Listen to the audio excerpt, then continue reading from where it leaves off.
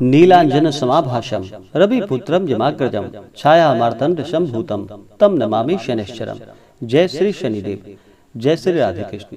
आप सभी का हमारे YouTube चैनल पे बहुत बहुत स्वागत है।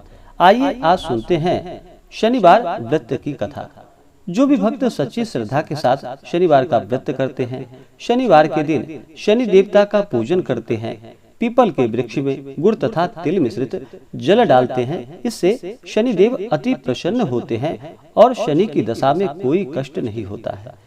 पीपल के वृक्ष में सभी देवताओं का वास माना गया है। अगर पीपल वृक्ष की पूजा अगर करते हैं शनिवार के दिन तो इससे लाभ की प्राप्ति होती है, सभी देवताओं का आशीर्वाद प्राप्त होता है और विशेष प्रकार से शनि की दशा में कोई कष्ट नहीं होता है।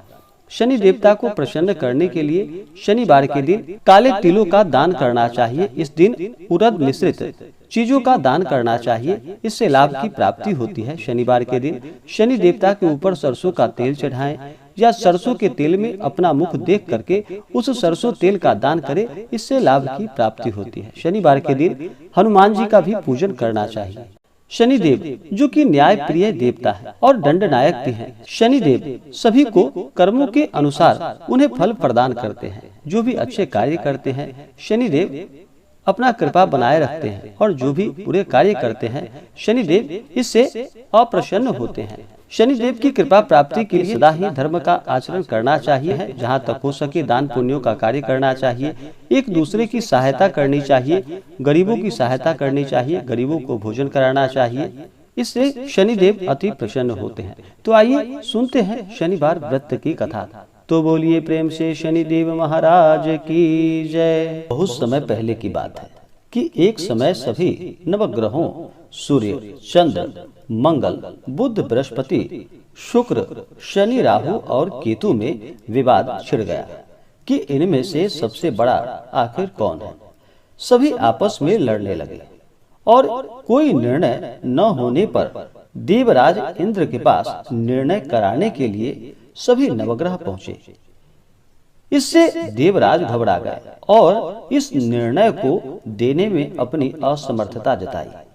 परंतु उन्होंने कहा कि इस समय पृथ्वी पर राजा विक्रमादित्य हैं, जो कि अति न्याय प्रिय है, वे ही इसका निर्णय कर सकते हैं।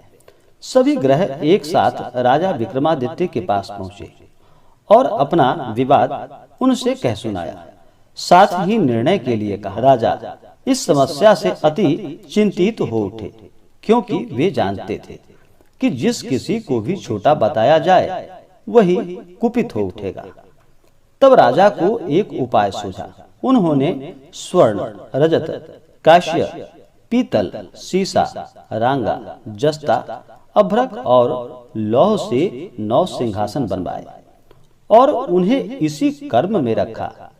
फिर उन सबसे निवेदन किया कि आप सभी अपने अपने सिंहासन पर स्थान ग्रहण करें। जो अंतिम सिंहासन पर बैठेगा वही सबसे छोटा माना जाएगा। इस अनुसार लौह सिंहासन सबसे बाद में होने के कारण शनिदेव सबसे बाद में बैठे, तो वह सबसे छोटे कहलाए। उन्होंने सोचा कि राजा ने यह जानबूझकर किया है। उन्होंने कुपित होकर राजा से कहा कि हे राजा, तू मुझे नहीं जानता। सूर्य एक राशि में 1 महीने तक, चंद्रमा 2.25 महीने तक 2 दिन तक, मंगल 1.5 महीने तक, बृहस्पति 13 महीने व बुध और शुक्र 1-1 महीने विचरण करते हैं। परंतु मैं 2.5 से 7.5 साल तक रहता हूँ। बड़े बड़ों का मैंने विनाश किया है।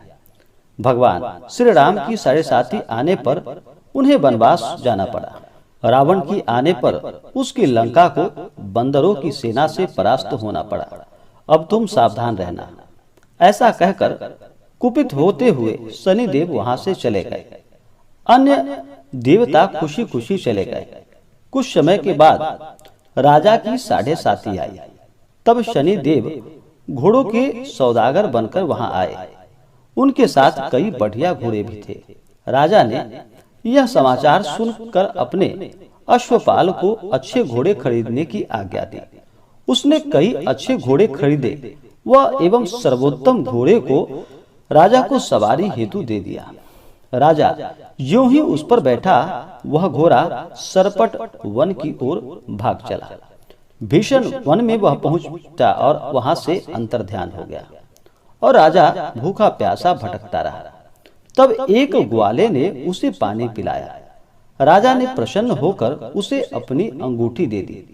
वह अंगूठी देकर राजा नगर को चल दिया और वहां अपना नाम उज्जैन निवासी वीका बताया। वहां एक सेठ की दुकान में उसने जल इत्यादि पिया और कुछ विश्राम किया। भाग्यवश उस दिन सेठ की बड़ी बिक्री हुई। सेठ ने उसे खाना खिलाने के लिए कहा कि आओ मेरे साथ, मैं तुम्हें अपने घर ले चलूं और वहां पर खाना खिलाऊंगा। तब राजा उस सेठ के साथ चले गए और जब उसके घर में गए तो वहां देखा कि एक खूंटी पर एक हार टंगा है जिससे कि खूंटी निगल रही थी। थोड़ी देर में पूरा हार गायब था। तब सेठ के आने पर देखा सेठ ने कि हार गायब हो चुका है। उसने समझा कि वीका ने ही उसे चुराया है। उसने वीका को कोतवाल के पास पकड़वा दिया। फिर राजा ने भी उसे चोर समझकर उसका हाथ पैर कटवा दिया और वह चौरंगिया बन गया और नगर के बाहर उसे फेंकवा दिया गया। वहां एक तेली वहां से निकल रहा था जिसे कि उस पर दया आई और उसने वीका को अपनी गाड़ी में बिठा लिया। वह अपनी जीभ से बैलों को हाँकने लगा। उस काल राजा की शनि दशा समाप्त हो गई। वर्षा काल आने पर वह मल्लहार गाने लगा।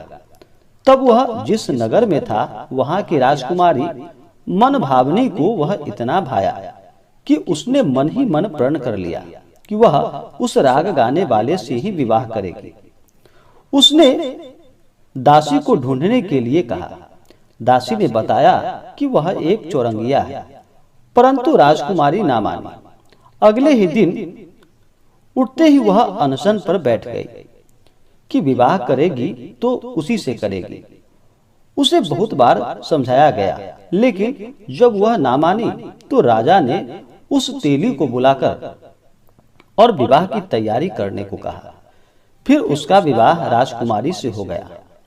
तब एक दिन सोते हुए स्वप्न में शनिदेव ने राजा से कहा कि राजन, तुमने देखा मुझे छोटा बताकर तुमने कितना दुख झेला। तब राजा ने उनसे क्षमा याचना की और प्रार्थना की कि हे शनिदेव, जैसा दुख मुझे दिया है और किसी को ऐसा दुख ना देना।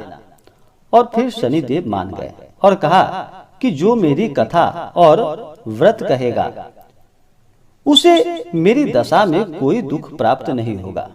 जो नित्य मेरा ध्यान करेगा और चींटियों को आटा डालेगा उसके सारे मनोरथ पूर्ण होंगे। साथ ही राजा को हाथ पैर भी वापस दे दिए। प्रातः आंख खुलने पर राजकुमारी ने देखा तो वह आश्चर्यचकित रह गई। वीका ने उसे बताया कि वह उज्जैन का राजा विक्रमादित्य है। सभी अत्यंत प्रसन्न हुए।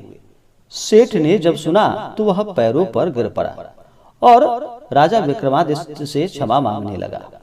राजा ने कहा कि वह तो शनिदेव का कोप था, इसमें किसी का कोई दोष नहीं। सेठ ने फिर भी निवेदन किया कि मुझे शांति तब ही मिलेगी जब आप मेरे घर चलकर भोजन ग्रहण करेंगे। सेठ ने अपने घर नाना प्रकार के व्यंजनों से राजा का सत्कार किया। साथ ही सबने देखा कि जो खूंटी हार निगल गई थी वही अब उसे उगल रही थी। सेठ ने अनेकों मोहरे देकर राजा का धन्यवाद किया और अपनी कन्या श्री कंबरी से पानी ग्रहण का निवेदन किया। राजा ने इसे सहर्ष स्वीकार कर लिया। कुछ समय पश्चात राजा अपनी दोनों रानियों को लेकर मनभावनी और श्री कंबरी को सभी उपहार सहित लेकर उज्जैन नगरी को चले गए। वहां पुनर्वासियों ने सीमा पर ही उनका स्वागत किया। सारे नगर में दीपमाला हुई। वह सबने खुशी मनाई। राजा ने घोषणा की कि मैंने शनि देव को सबसे छोटा बताया था, जबकि असल में वही सर्वोपरि है। तब से सारे राज्य में शनि देव की पूजा और कथा नियमित रूप से होने लगी। सारी प्रजा ने बहुत समय खुशी और आनंद के साथ बिताया। इसी प्रकार से जो भी सच्ची श्रद्धा के साथ शनिवार का व्रत करते हैं, शनि देवता का पूजन करते हैं, इससे शनि देव अति प्रसन्न होते हैं और अपना कृपा प्रदान करते हैं। तो आशा करता हूँ कि यह जानकारी आपको अच्छा लगा हो। ऐसे ही ज्ञानवर्धक जानकारियाँ प्राप्त करने के लिए हमारे इस चैनल को लाल बटन दबा करके सब्सक्राइब करें, साथ में बेल आइकन घंटी दबाएं ताकि मेरी वीडियो का नोटिफिकेशन आपके पास सबसे पहले पहुंचे। वीडियो को लाइक और अपने मित्रों तथा दोस्तों के साथ शेयर करें। सुखी रहें और स्वस्थ रहें। जय श्री राधे कृष्ण। धन्यवाद।